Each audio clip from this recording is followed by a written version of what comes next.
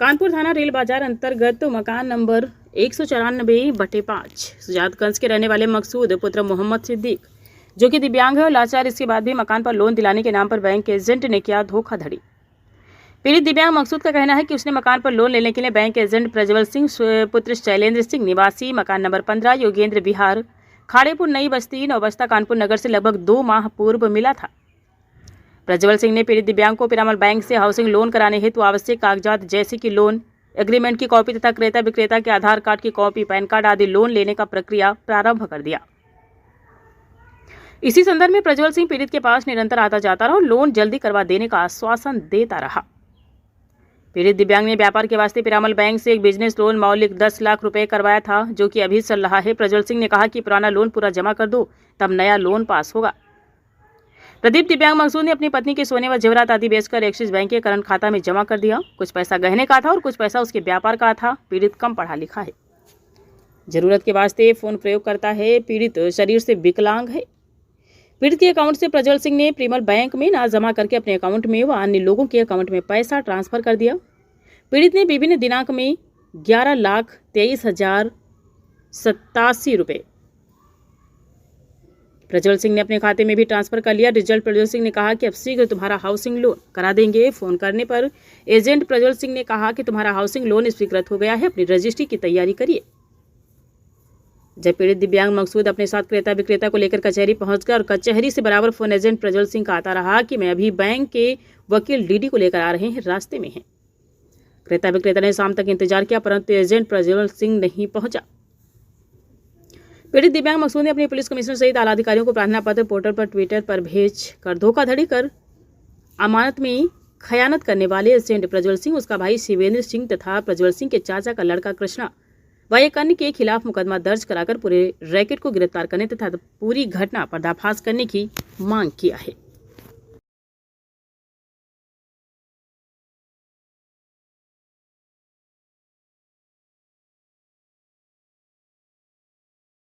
क्या नाम भाई आपका?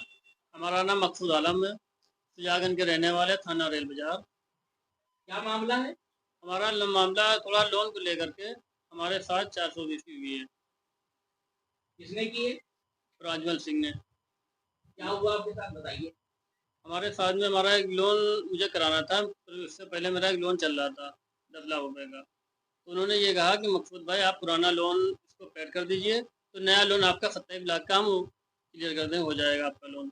तो मैंने कहा चलिए ठीक है, हमें थोड़ा समय दीजिए। तो 10-12 दिन का मैंने समय लेने के बाद में इन्होंने मुझसे, मैंने घर के गहने वगैरह को बेच बाच के 11 लाख उसमें जमा कराए मैंने। और जिससे मकान ले रहा था उसको जल्दी थी, उसको आगरे शिफ्ट होना था। तो उसने कहा मकसूद भाई थोड़ा जल्दी दिवाली से पहले मेरा एक काम करा दीजिए। तो मैंने कहा चलिए ठीक है। प्रज्वल से मैंने बात की तो कहे हो जाएगा, आराम से, परेशान ना होइए आप। तो उन्होंने कहा ठीक है।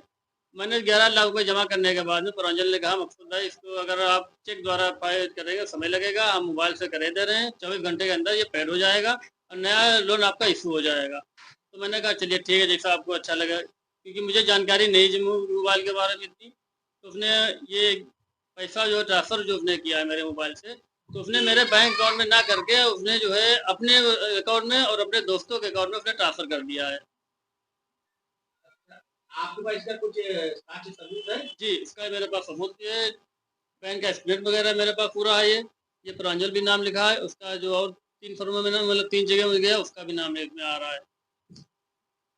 और ये बात मुझे पता चली है जिस दिन इन्होंने कहा आपकी रजिस्ट्री है, 15 दिन के बाद का रजिस्ट्री, आप कल जो है आप जो है रजिस्ट्रार ऑफिस पहुँचिए।